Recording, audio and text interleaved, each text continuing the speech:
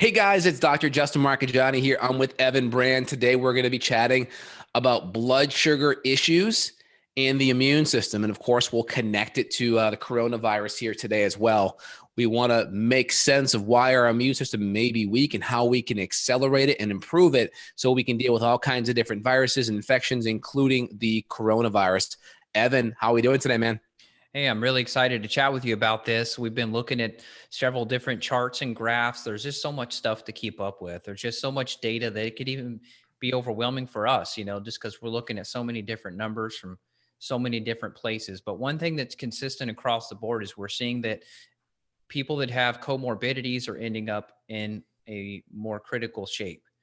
So specifically, diabetes is second on the list. Heart disease is first on the list.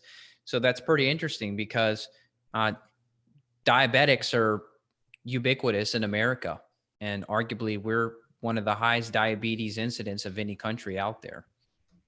100%. And there's a phenomenon in our body that our immune system uses. It's called phagocytosis.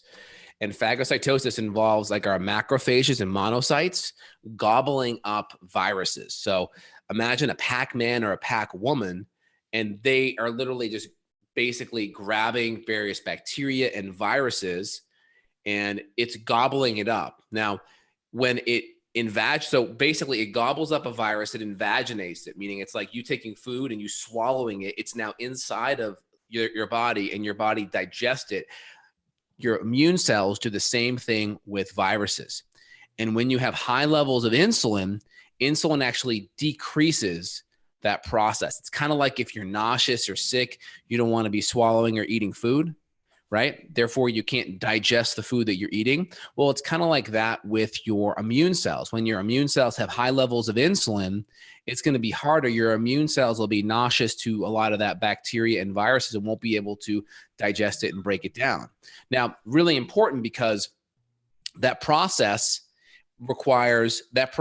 is decreased when there's high levels of insulin. Now, insulin helps blood sugar go into your cell. Why does insulin go high? Typically, there's too much carbohydrates and or inflammation. Usually it's a combination of the two. Of course, more carbohydrates. And insulin's going to go up the more refined and processed the carbohydrates are.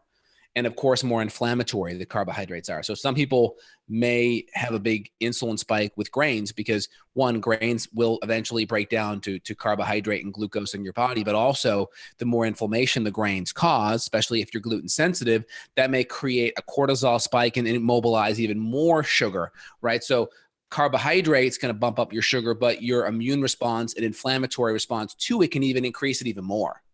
So it sounds like there's multiple mechanisms against you in this aspect. And so you really want to go lower carb right now. It sounds like it's just a smart, protective. I would just say anything you can do to lower risk right now is going to be smart. So that seems like one thing that's pretty low hanging fruit. 100%. There have been studies where they look at diabetic patients and they actually lower their insulin levels. I'm trying to see if I can find a good study on this. Yeah, here's a wonderful study.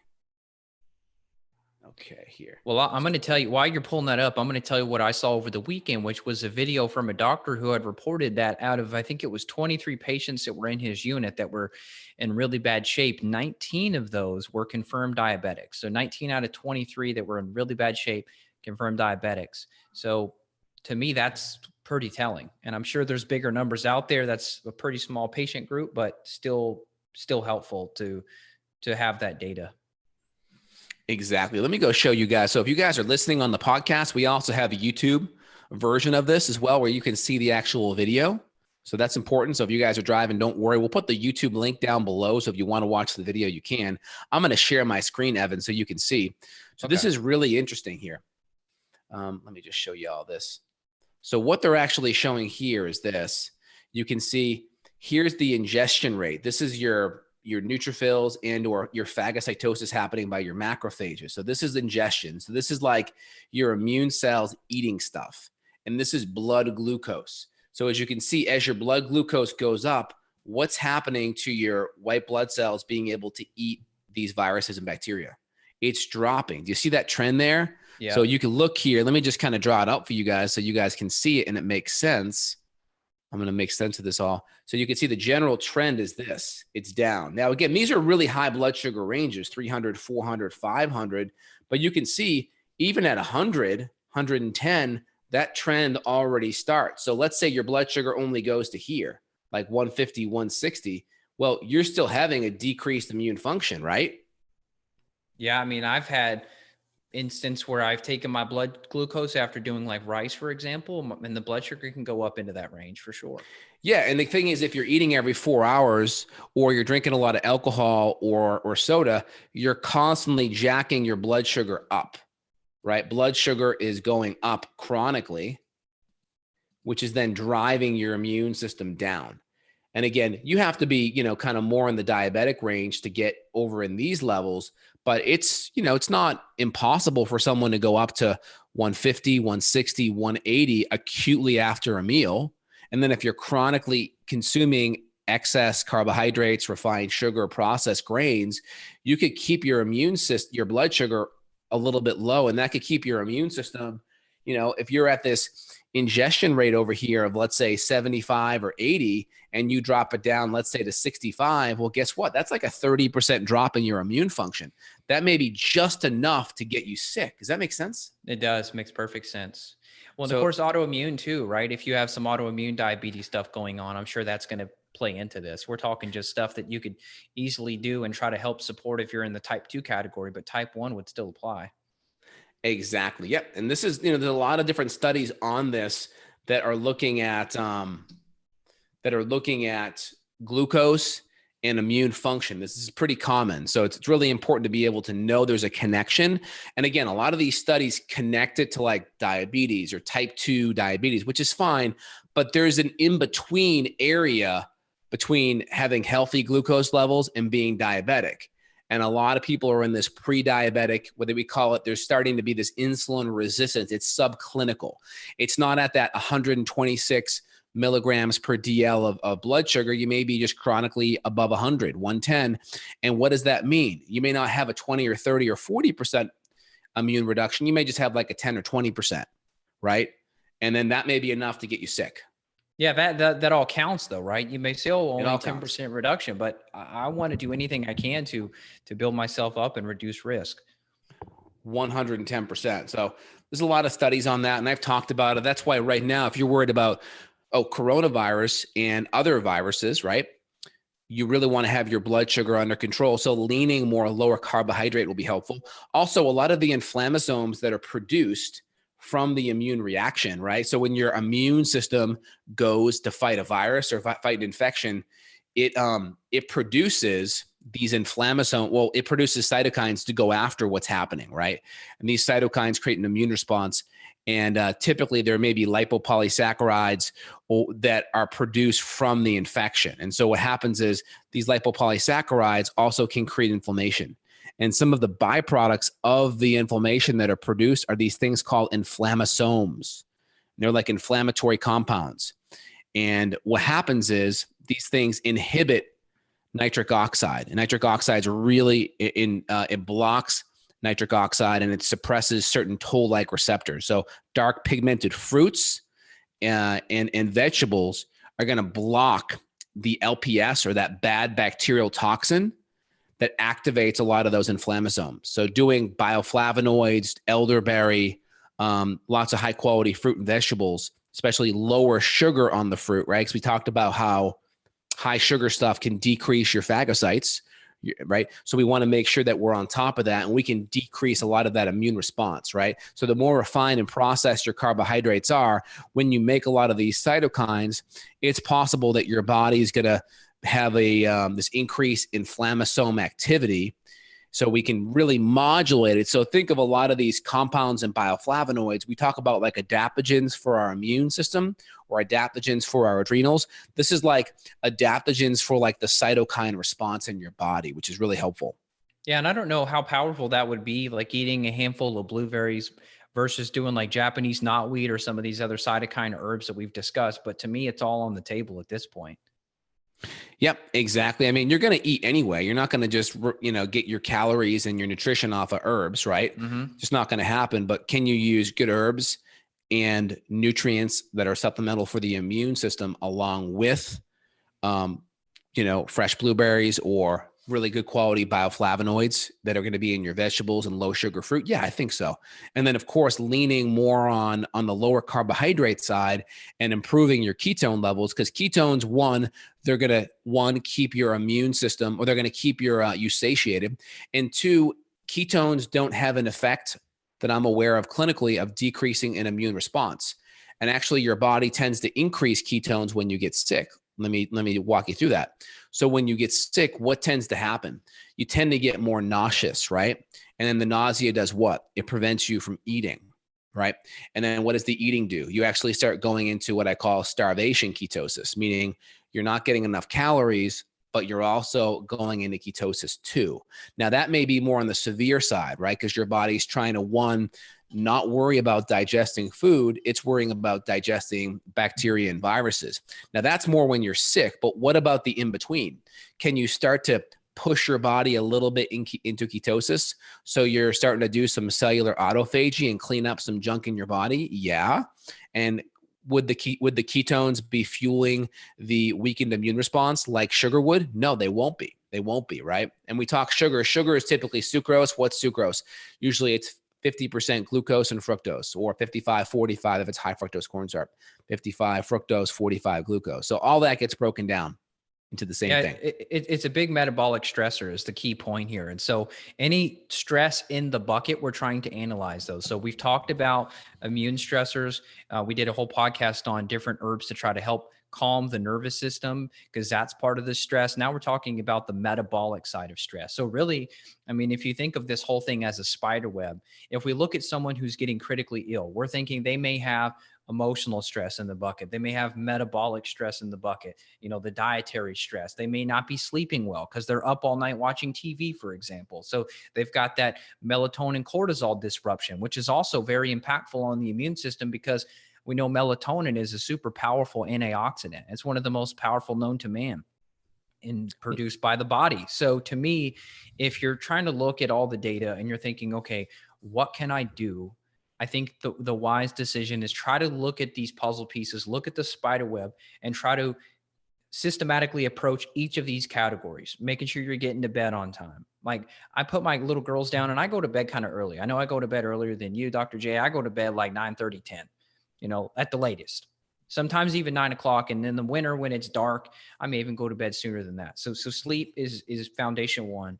And then foundation two, getting the dialed in, focusing on your good quality fats to stabilize that blood sugar. We'll still do some carbs and starch, right? Like we'll do rice maybe once a week. We'll do some potatoes maybe once a week. But other than that, it's mainly good meats, good fats, good veggies, nuts and seeds. And then the herbals. Vitamin C is not an herbal, but vitamin C, some extra vitamin D. That stuff is all being used now in New York. You and I were talking about that earlier before we hit record, that they're starting to implement some IV vitamin C into some of these critical care facilities, which I think is a very, very smart idea. 100%. And also with the hydrochloroquinolone protocol with the azithromycin, the Z-Pak, the doctors that are actually doing even better are adding about 230 milligrams of zinc to that protocol. And some that are even doing better are also adding the vitamin C. So again, we always look at the immune function. Drugs are never essential to the immune system, but nutrients are. So that's why leaning to extra zinc or extra vitamin C, let's say your diet's great and you're already getting a lot of those things. That's awesome. But if you do get exposed to something, having more of those nutrients could help your immune system deal with that stress better, especially things like vitamin C, because there's so much research on those at higher levels being very beneficial. And even if you were to get sick, your body's going to blow through those nutrients at a higher level. It's just like, okay, now you're drag racing your car. Well, you're going to go through a lot more gasoline than you would if you were just driving normally, right? So you have to look at how you run in your body. If your body's already sick or you're under immune assault, right? You really got to bump it up even more so you can decrease exposure to the virus.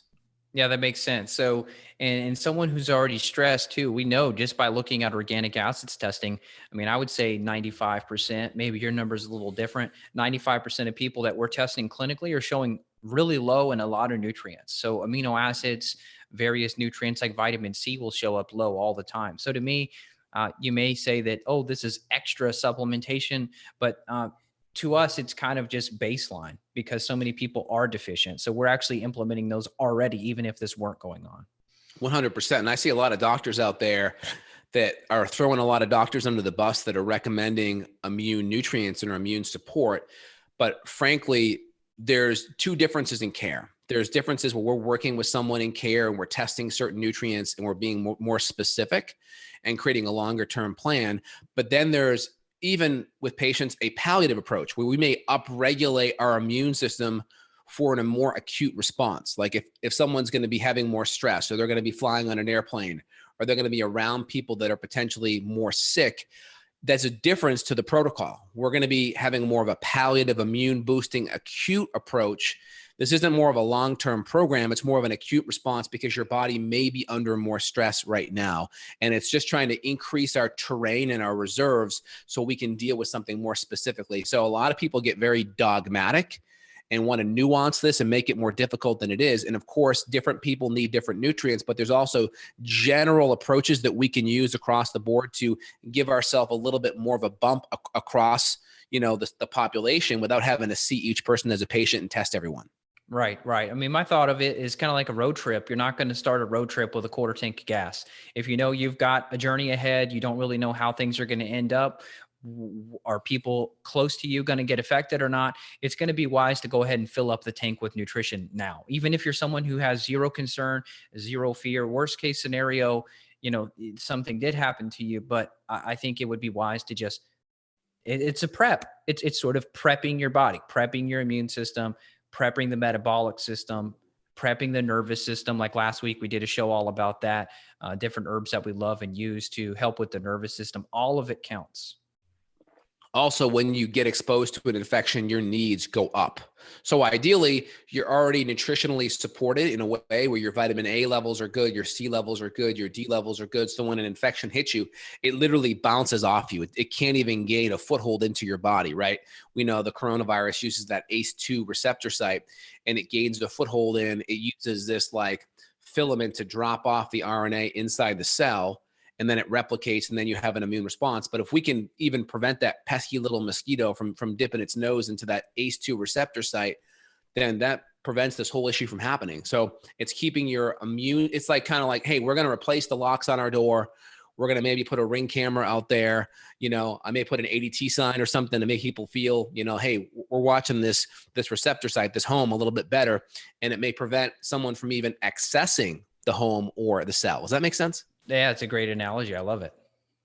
Yeah. So there's two ways to look at it. Hey, you get sick. How do we have a stronger immune response? But number two is, how do we just prevent that invader from even opening the cell door to begin with? And so we kind of want to look at it from two sides of the coin if we can.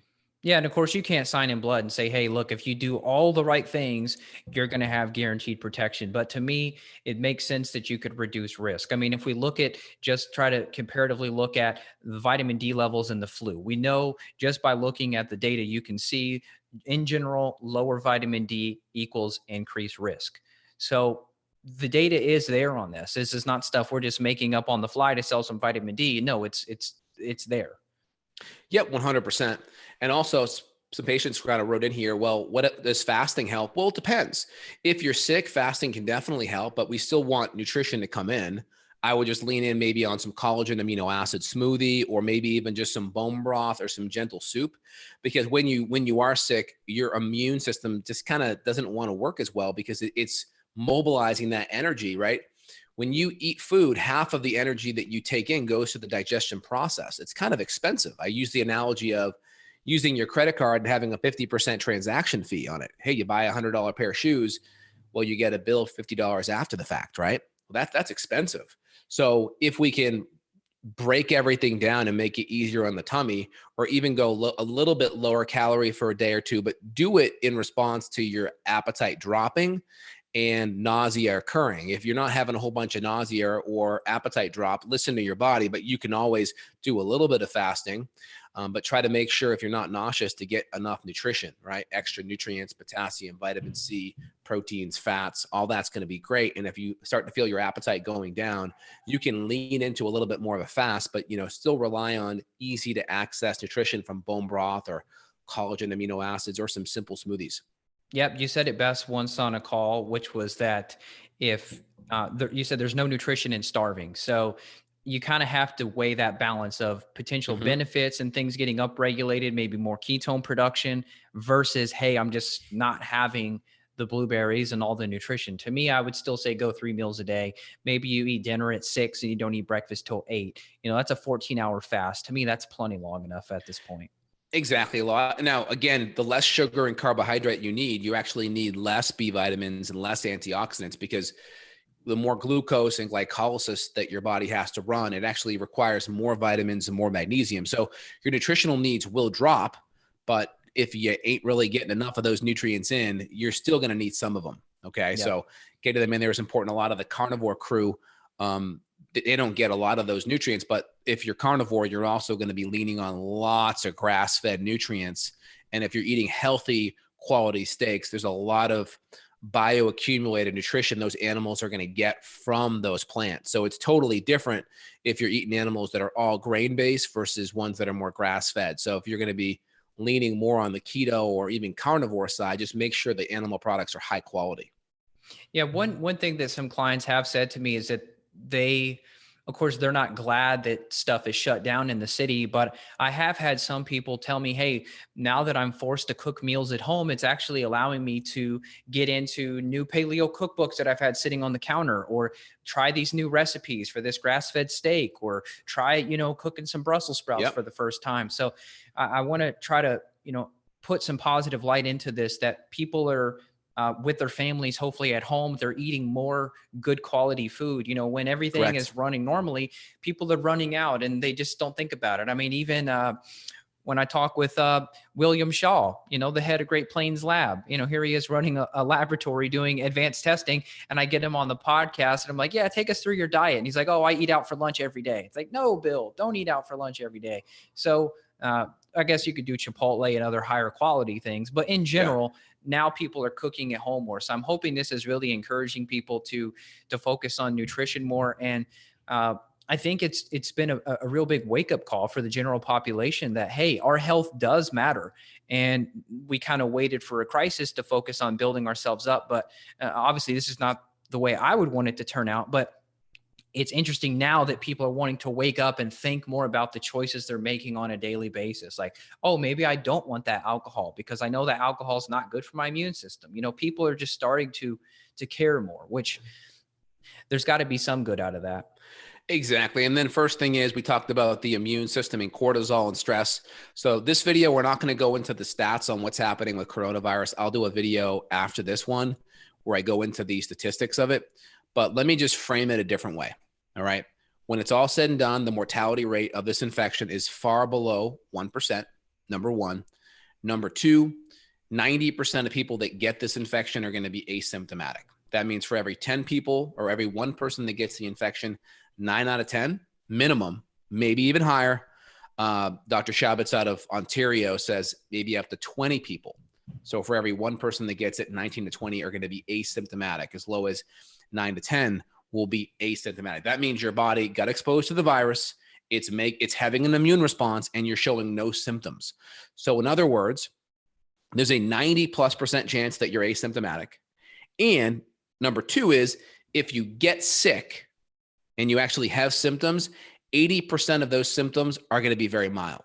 So in other words, if you kind of look at the 90% chance, right, and then you tail it with the 80% chance if you actually show symptoms, that's a 98 to 99% chance that if you get this virus or get exposed to it, you're going to virtually have very little problems addressing it.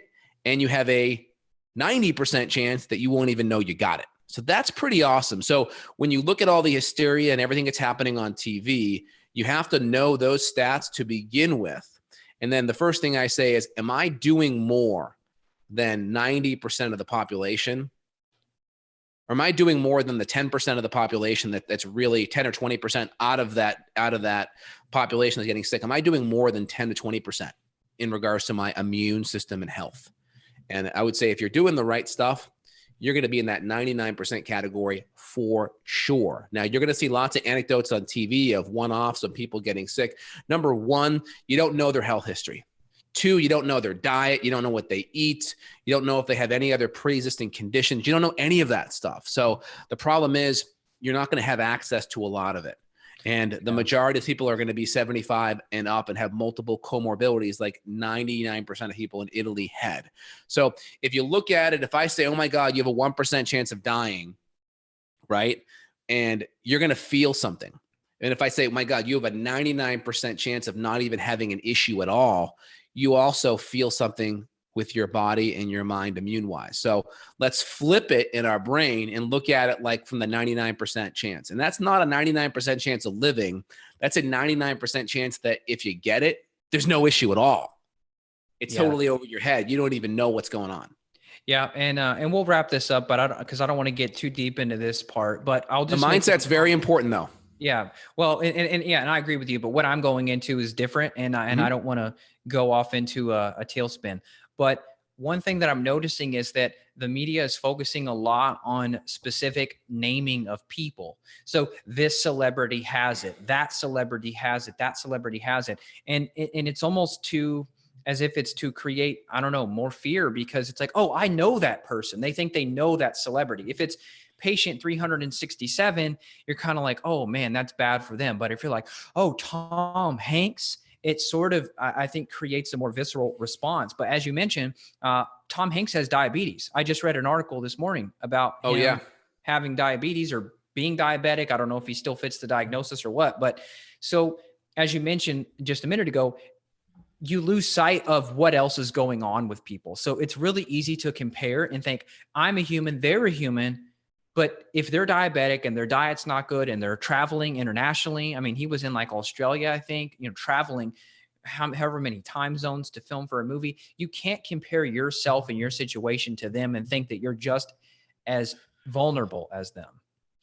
It's just 100%. Not fair to yourself. It's not fair to yourself to try to say, because that happened, that'll happen to me. Because if you're at home, you're quarantined, you're eating good food, you've got your nutrition on board, your extra supplements on board, to me, I would try not to worry unless there's an urgent need to worry, if that makes sense. Correct. And then, like you mentioned, when you go into these one-off kind of anecdotes, you lose perspective. And so like, I always like to give perspective because it gives you a frame of reference to go back to. So this flu season right now, we've had 155 pediatric deaths due to flu. How many of these pediatric deaths have been, let's say they did a one-off story on that person dying of flu, a 15-year-old or a 13-year-old or a 10-year-old kid dying of flu? You don't hear any of these things with the flu. All right. And that just tells you right now, if we're comparing apples to apples, there is an agenda by the media to hyper focus on this and to hysterize the issue. If there wasn't an agenda, show me all the photo ops of all the other kids of flu dying. Show me those stories. Okay, they're not there. And the reason why they're not there is because people are trying to create a lot more fear and gin up a lot more fear, and also decrease, the relative risk on other conditions that happen all the time that we live with and we're very comfortable with it happening and we know it happens, right? And that's the pediatric flu incidents, 155 dead so far this year.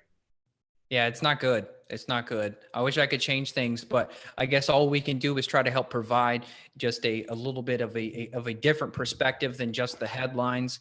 And hopefully that can help people to just get through this. We're all in it together. Unfortunately, everybody's affected globally. We've got clients all around the world. Justin and I work with people in Australia and Canada and Europe, and it's the same there too. So it's not just a US thing now at this point. Everybody's involved. So we hope to just help everybody keep your heads up and keep pushing forward.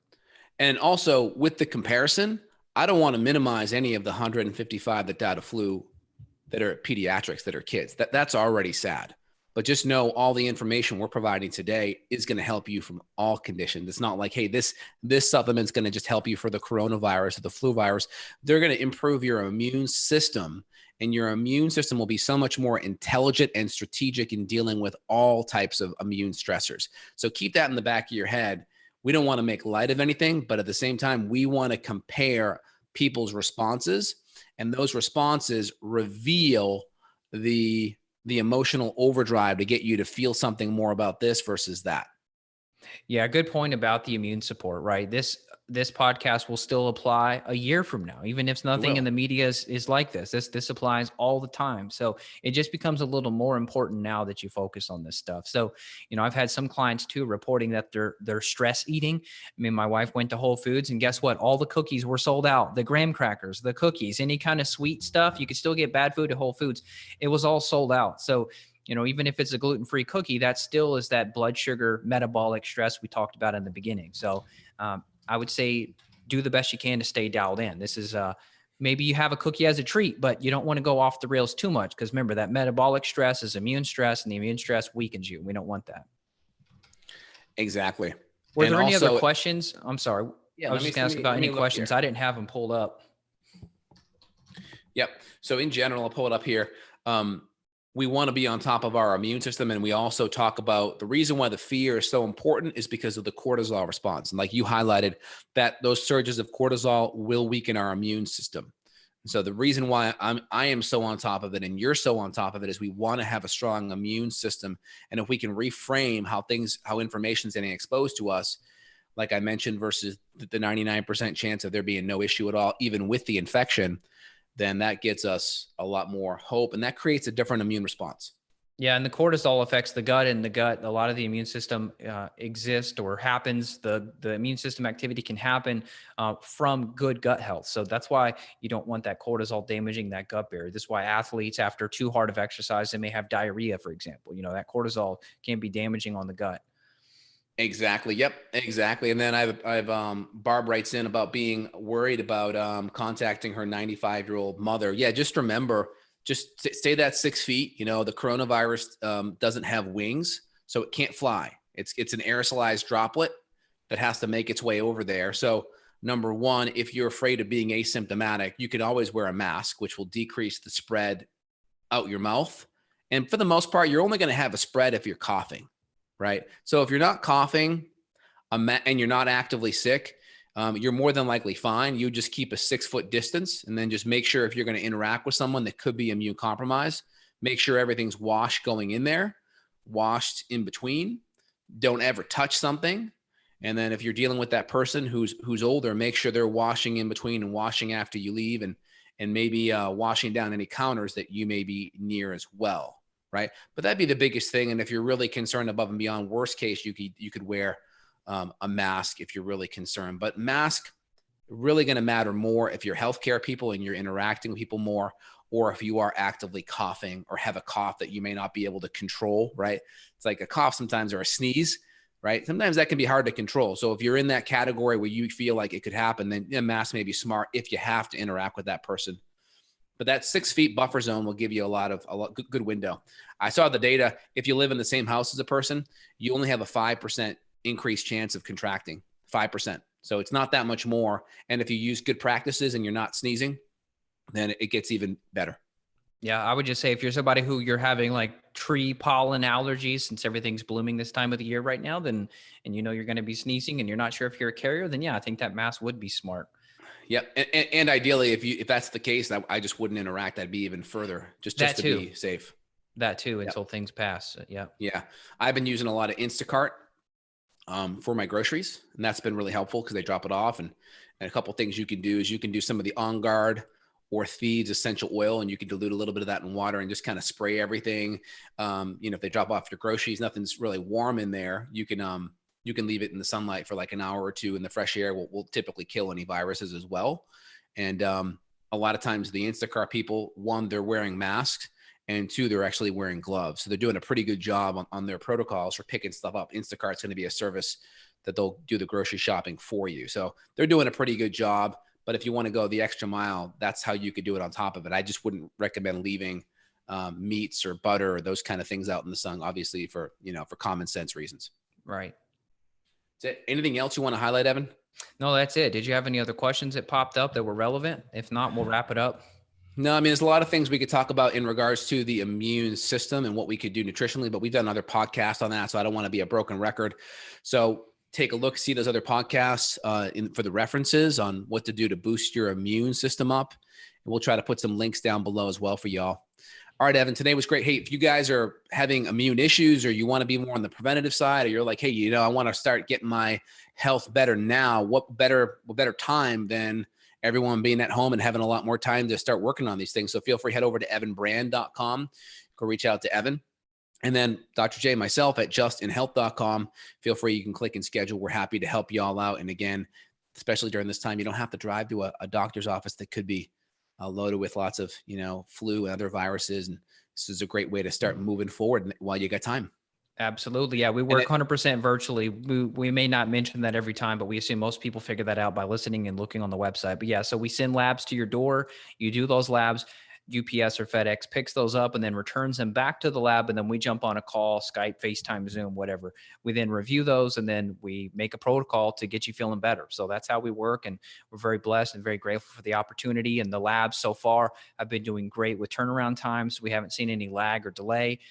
We've got nutrients that we have stocked up on, Justin and I both personally. So we've got supply, which is good. A lot of places are sold out of stuff for immune. So luckily we kind of thought a little bit ahead of the game here. Yeah. And let us know, put your comments down below. If you got the dreaded corona, let me know what you're doing with it. If you got other infections right now, or you're feeling sick, let me know your experience, what's working, what's not. And if you're enjoying this stuff, give us a thumbs up, give us a share, let your family and friends know. We really appreciate it. We want to empower everyone here. Last note, I saw that one Chinese study that came out that 80% of people that tested positive, it was a false positive. So that's really makes me scratch my head.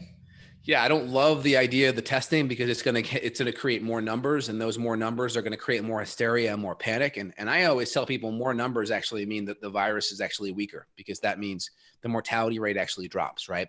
But I don't like the idea that there's a false positive 50 to 80% of the time. So that's bad.